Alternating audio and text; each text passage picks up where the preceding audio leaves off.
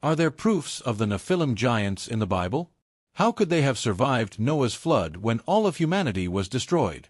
In this video, we explore biblical theories and ancient mysteries about the Nephilim, the giants, and their possible survival after the Great Flood. Who were the Nephilim really, and why has their very mention generated centuries of debate, mystery, and fear? This is one of those questions that, once you begin to explore it, leads you down a path far deeper than it appears at first glance. The first time the Nephilim appear in the Bible is in Genesis chapter 6, just before the account of the flood. The text says something unsettling: "There were giants on the earth in those days, and also afterward, when the sons of God went in to the daughters of men and they bore children to them." This short but explosive sentence has been interpreted in many ways and is the foundation of the entire mystery. The word Nephilim comes from Hebrew and is often translated as giants, although its literal meaning is far more ambiguous. Some scholars connect it to the verb to fall, leading to interpretations such as the fallen ones, or even those who cause others to fall. This already opens an intriguing door. Are we talking only about physically enormous beings, or about entities that cause the moral and spiritual fall of humanity? Here we reach one of the great questions of the subject. Who were the so-called sons of God? There are three main interpretations, and each one completely changes the story. The first, and perhaps the most shocking, holds that the sons of God were celestial beings, angels who abandoned their place in heaven to unite with human women. From this union, the Nephilim would have been born. Hybrid beings, half celestial and half human, endowed with extraordinary strength, size, and abilities. This interpretation does not come out of nowhere. In ancient texts such as the Book of Enoch, this idea is described in much greater detail. It speaks of angels called watchers, who descended to earth, taught forbidden knowledge to humans, and fathered giants who devoured everything in their path. Although this book is not part of the traditional biblical canon, it was widely known in antiquity and indirectly referenced in other texts. The second interpretation is more conservative and argues that the sons of God were actually the righteous descendants of Seth, while the daughters of men belonged to the corrupt lineage of Cain. According to this view, the Nephilim were not supernatural hybrids, but powerful men, violent leaders and feared warriors, who arose from the mixing of these two lineages. Here the emphasis is not on the supernatural, but on moral and social corruption. The third interpretation proposes that the Nephilim were kings, nobles, or tyrants of great power. In the ancient world, rulers were often described as sons of the gods, not literally, but symbolically. Under this reading, the Nephilim would be historical figures exaggerated over time, leaders who dominated and oppressed others, leaving such a deep mark that they were remembered as giants. But there is one detail that cannot be ignored. The biblical text itself describes them as mighty men of renown, famous, feared, and admired figures. This suggests they were not ordinary people. Something about them made them stand out radically from the rest of humanity. Whether through their size, strength, violence, or influence, the Nephilim seemed to represent everything that was wrong with the pre-flood world. Another key point is the context. The mention of the Nephilim appears just before God decides to destroy the earth with the flood. The text states that human wickedness was great and that every inclination of the human heart was continually evil. Many interpreters believe the Nephilim were not only a consequence of that corruption, but one of the main triggers for divine judgment. This is where the mystery becomes even more disturbing. If the Nephilim were one of the reasons for the flood, why does the text say there were giants also afterward? That simple phrase presents an apparent contradiction that has fueled theories for centuries and that we will explore later in the video. For now, what matters is understanding that the Nephilim are not a minor detail or a simple biblical curiosity. They represent a breaking point in ancient history, a blurred line between the human and the divine, between the historical and the mythical. Whether you see them as literal giants, supernatural hybrids, or powerful human tyrants, their presence in the biblical narrative raises deep questions about the boundaries that were crossed before the flood. And most unsettling of all is that, according to some texts and traditions, this story did not end with the waters of the flood. But to understand that, we first had to answer this essential question: who were the Nephilim really? What was the world really like before the flood, and why did it reach a point of no return? To understand why humanity was judged so radically, we must first imagine a world very different from our own, an ancient, violent, and deeply corrupted world. The Bible describes the era before the flood as a time when wickedness had multiplied without restraint. It was not just individual mistakes or isolated sins, but a total corruption that affected thoughts, intentions, and actions. The text is clear: violence filled the earth. This word, violence, does not appear casually. It is a key clue to understanding what was truly happening. In this antediluvian world, the Nephilim were not a hidden rarity, but central figures. According to many interpreters, their presence altered the balance of humanity. They were described as powerful, feared, and dominant. They did not live on the margins of society, they controlled it. Imagine a civilization where the law of the strongest is not only accepted, but glorified, where strength, abuse, and oppression are symbols of status.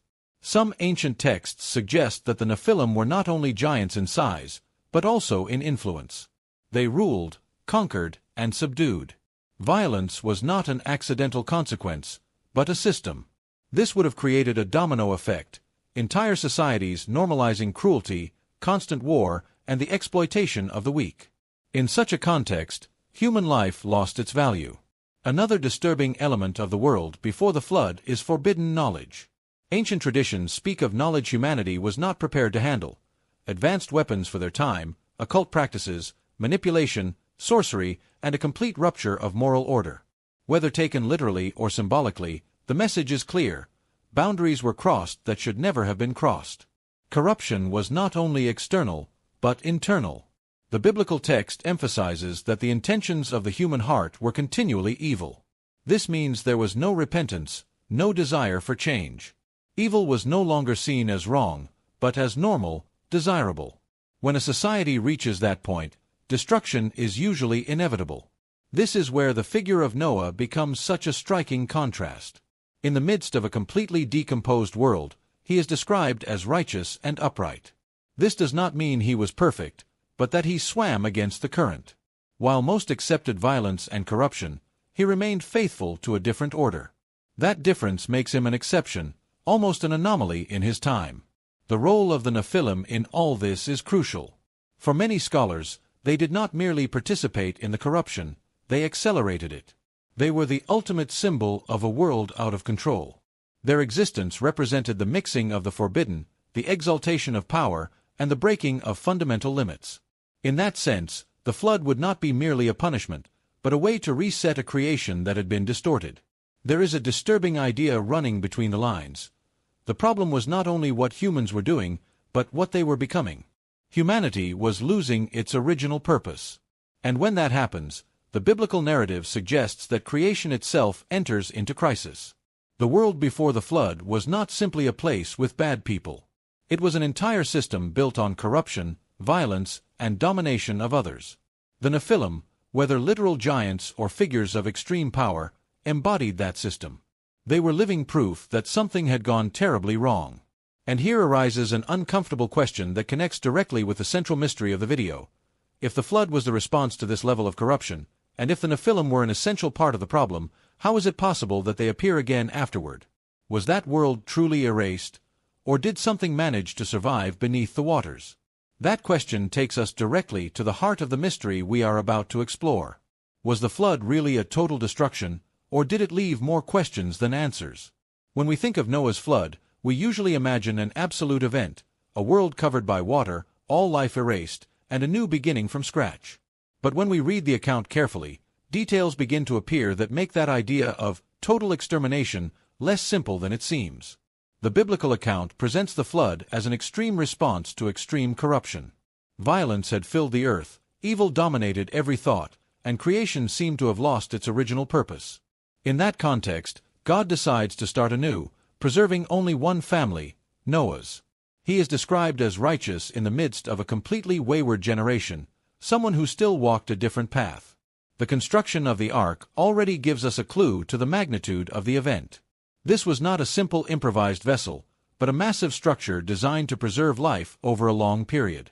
This suggests the flood was not a local or brief flood, but a global cataclysm that completely transformed the known world. For 40 days and 40 nights, rain fell without stopping.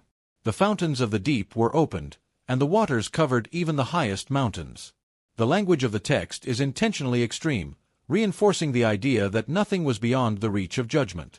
Every creature with a breath of life outside the ark died, At least, that is what the account explicitly states.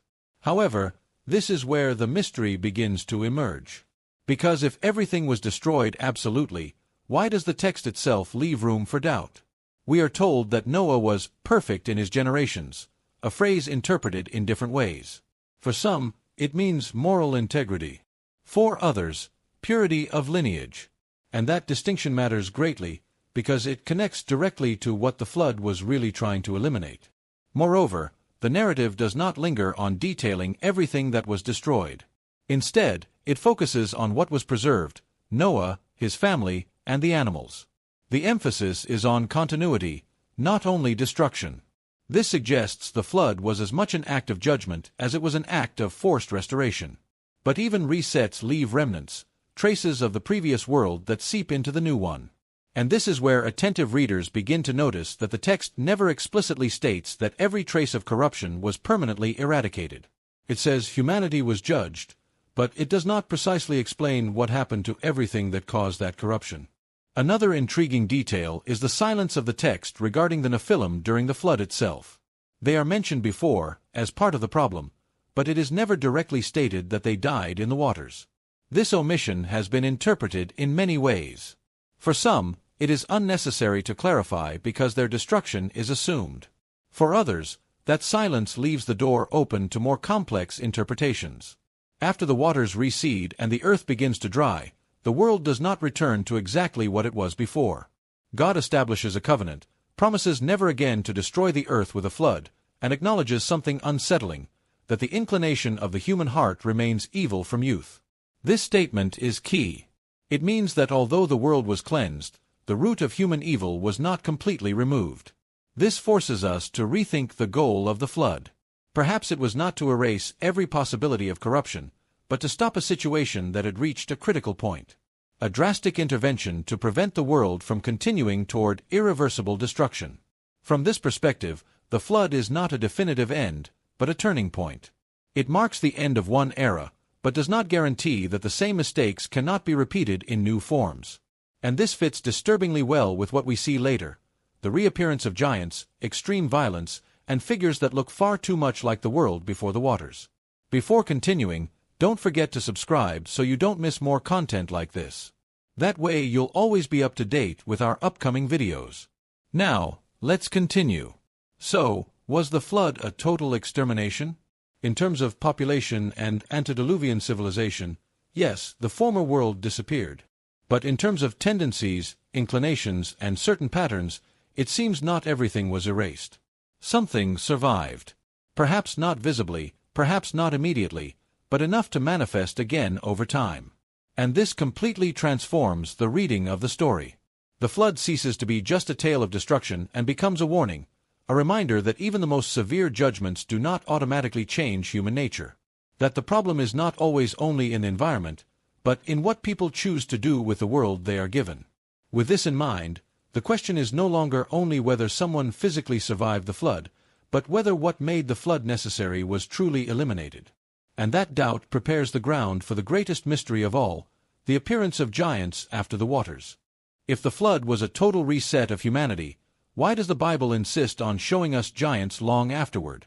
This question is the true breaking point of the entire story, because this is where the biblical narrative stops being comfortable and becomes deeply unsettling.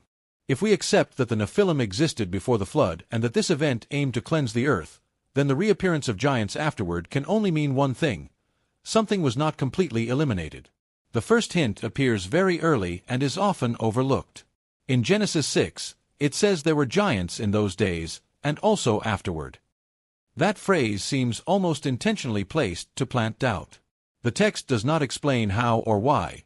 It simply records a fact that contradicts a simplistic reading of the flood. It does not say, there were giants and then they disappeared, but instead implies continuity. From there, the trail reappears centuries later, when the people of Israel stand before the Promised Land. The spies sent to explore it return terrified, and their report is revealing. In the Book of Numbers, the Anakim are mentioned, men of great stature, so imposing that the explorers see themselves as insignificant in comparison. This detail is crucial, because this is not a mythical story without context, but a military report, a real assessment of a concrete threat. The Anakim do not appear as isolated individuals, but as an established people, with defined territories and a reputation that precedes them. The text even directly links them to the Nephilim, as if the reader already knew who they were. This reinforces the idea that in Israel's collective memory, there was a clear connection between the antediluvian giants and those who came later. But the Anakim are not the only ones. The Rephaim also appear, another group associated with men of extraordinary size. These names recur in different biblical books, across different periods and contexts. This is not an isolated or accidental mention, but a pattern that spans generations. One of the most striking examples is King Og of Bashan. The text mentions that his bed had enormous dimensions, something highlighted explicitly, as if to make clear that he was no ordinary human. These seemingly minor details serve a clear narrative purpose, to reinforce the idea that these giants were physically different, not merely symbolically powerful. And then there is the most famous case of all, the one even those who have never read the Bible recognize: Goliath. His appearance is not treated as strange or inexplicable. No one asks where he came from or how he could exist. The narrative assumes his presence as a known reality. His height, armor, strength, and the terror he inspires in an entire army are all described. Goliath is not presented as a mythological monster, but as a war champion belonging to a specific lineage. This detail is fundamental. If giants were merely literary exaggerations, why would the text work so hard to describe measurements, materials, and historical contexts? Why integrate them so naturally into the story?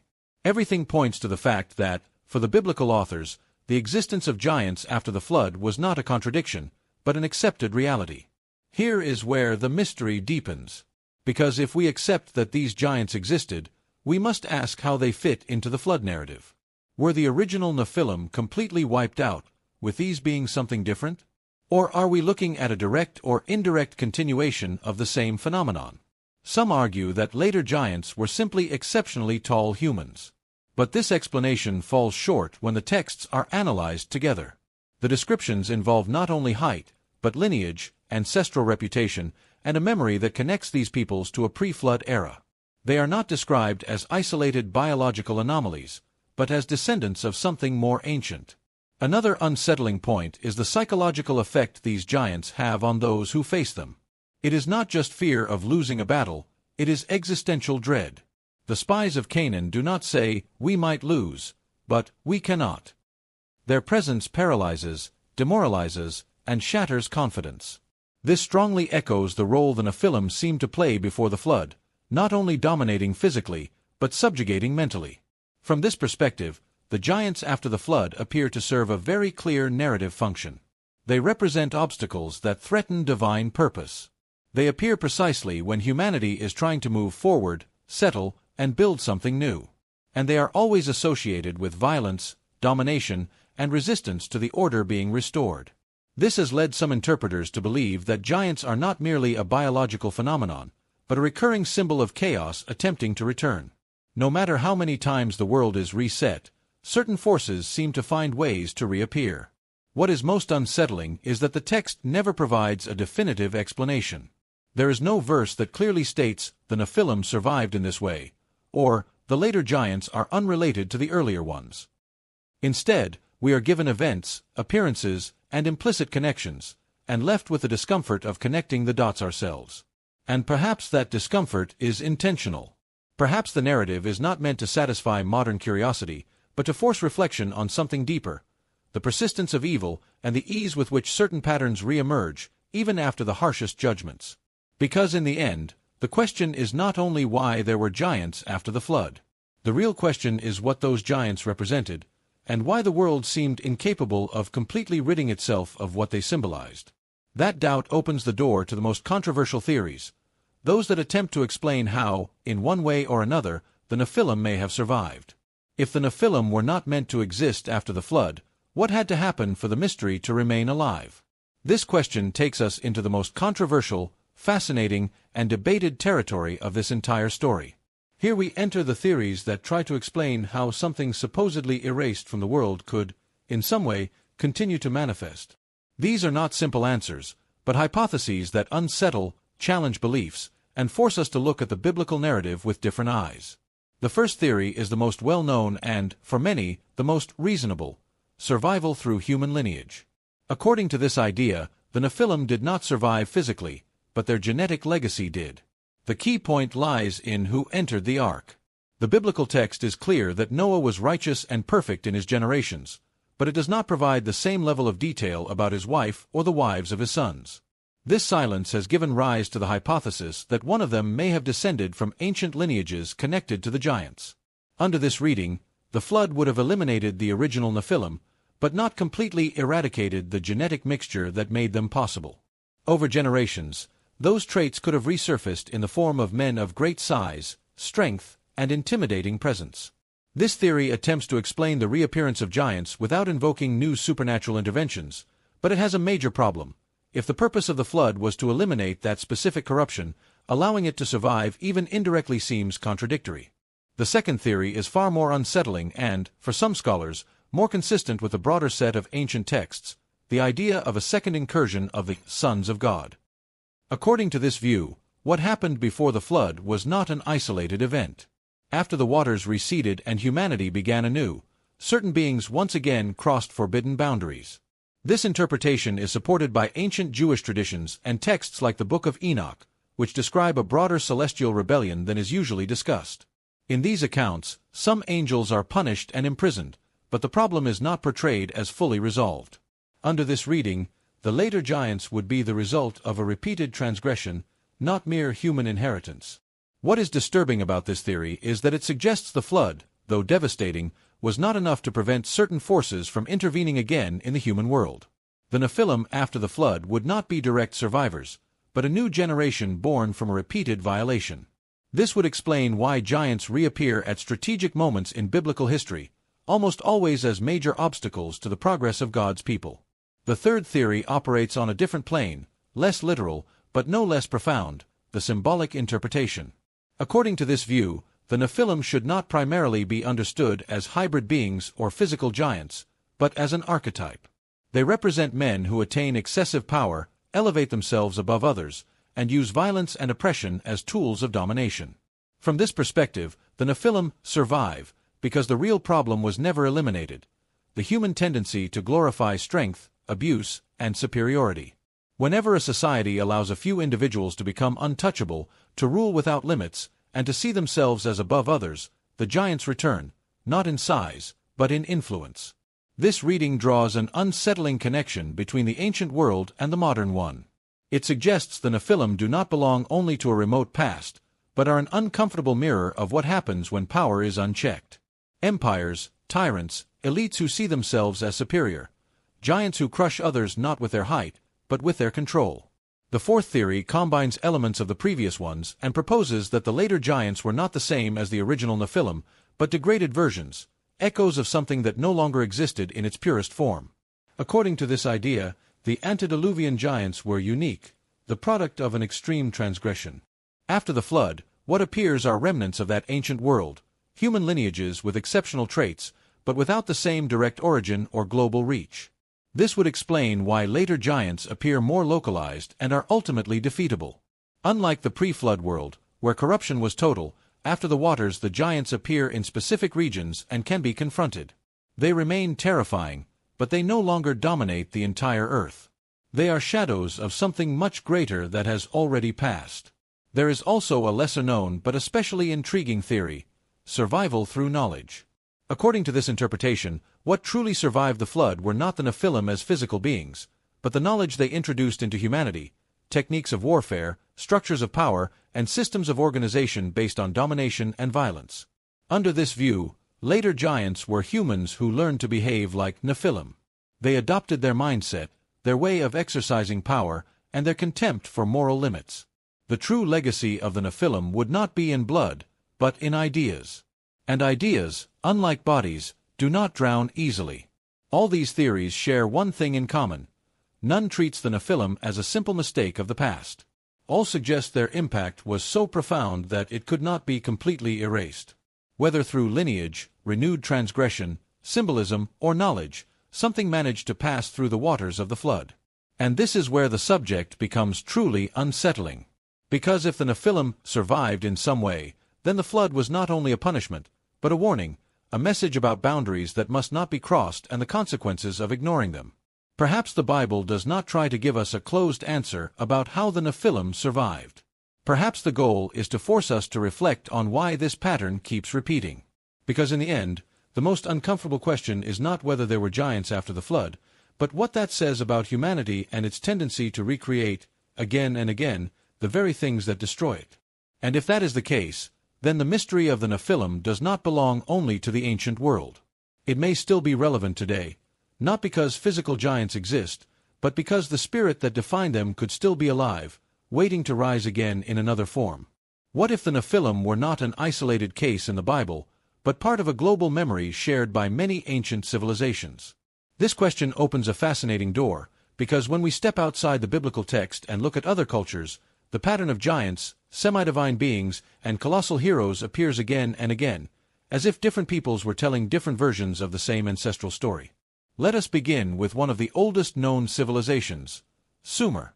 In its texts, we find figures described as antediluvian kings who ruled for thousands of years and possessed extraordinary abilities. These rulers were not presented as mere humans, but as beings of mixed divine and earthly origin. Here we already see a clear parallel with the biblical idea of the Nephilim, extraordinary beings who existed before a great cataclysm. One of the most famous ancient narratives is the Epic of Gilgamesh. Gilgamesh is described as a giant king, 2/3 divine and 1/3 human. His strength is unmatched, his size imposing, and his behavior, at least early in the story, is violent and oppressive. He rules without limits, subjugates his people, and acts as though he is above any law. The resemblance to the biblical description of the Nephilim as powerful and violent men is hard to ignore. What makes this even more interesting is that this epic also includes a story of a great flood, a global event that destroys humanity, from which only one righteous man survives after being warned in advance. The similarities to Noah's story are so striking that for centuries they have sparked debate among historians and theologians. Is this a copy, an influence, or a shared memory of a real event reinterpreted by different cultures? If we move to Greek mythology, the pattern continues. There we find the Titans, giant beings who preceded the Olympian gods.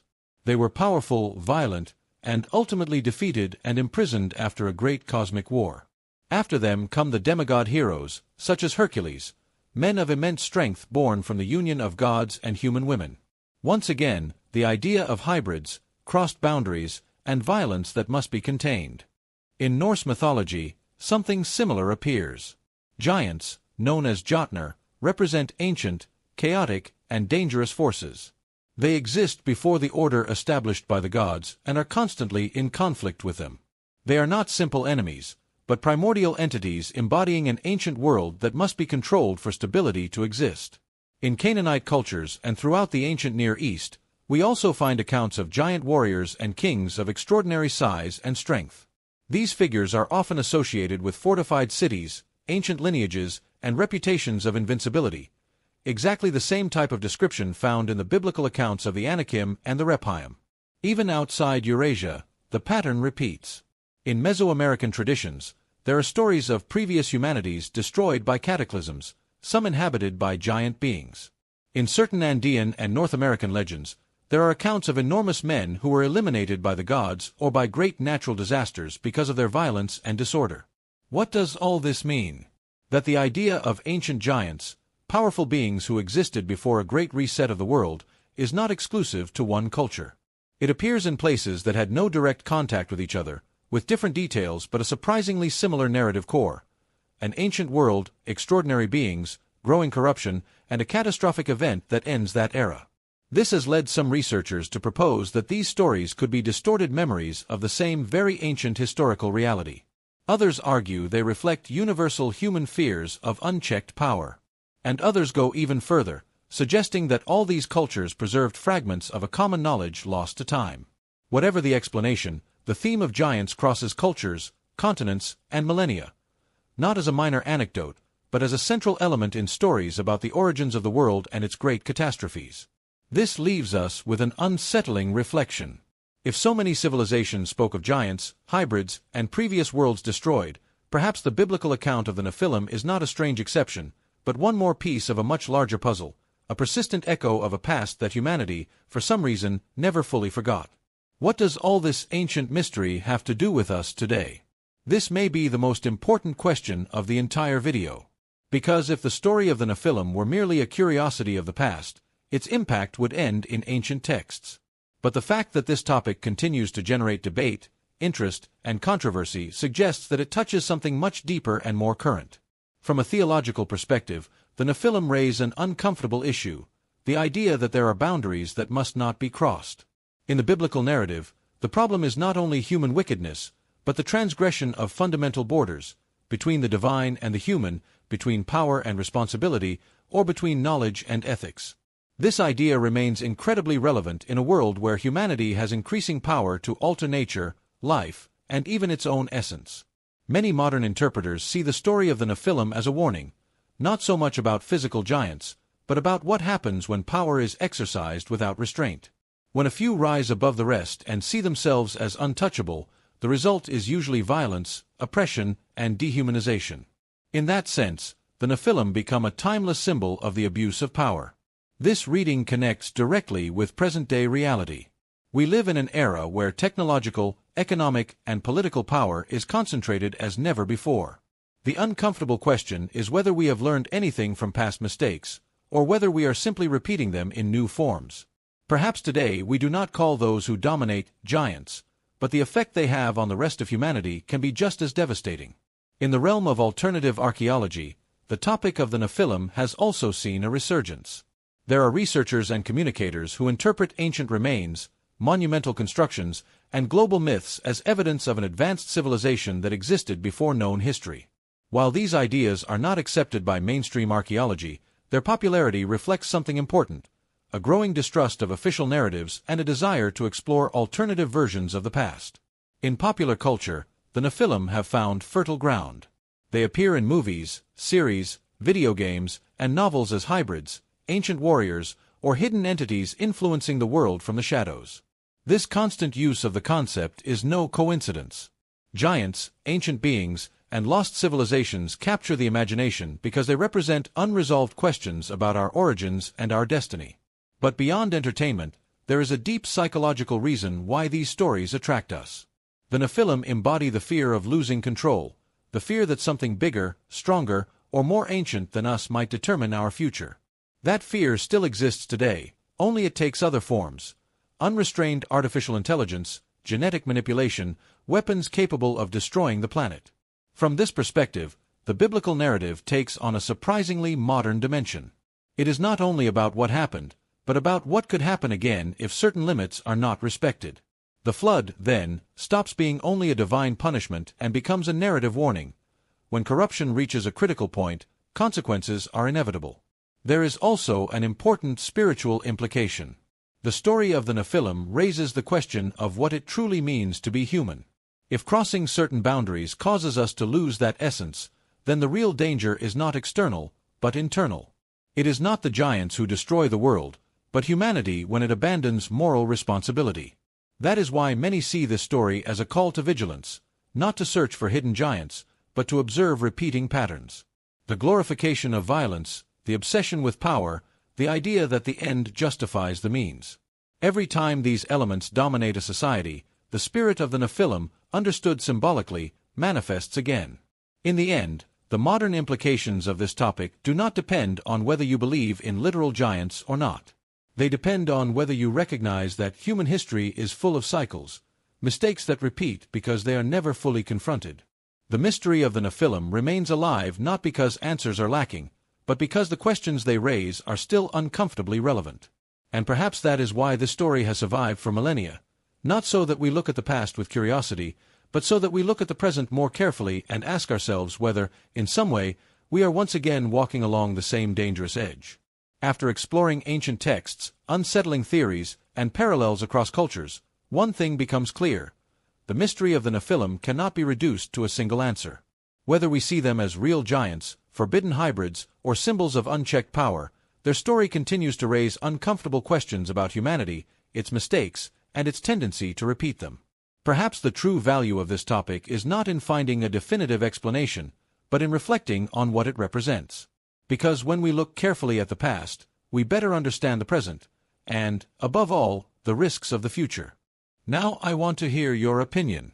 Do you believe the Nephilim were real beings who somehow survived the flood, or do you think they represent something symbolic that repeats throughout history? Leave your thoughts in the comments. I'm reading them.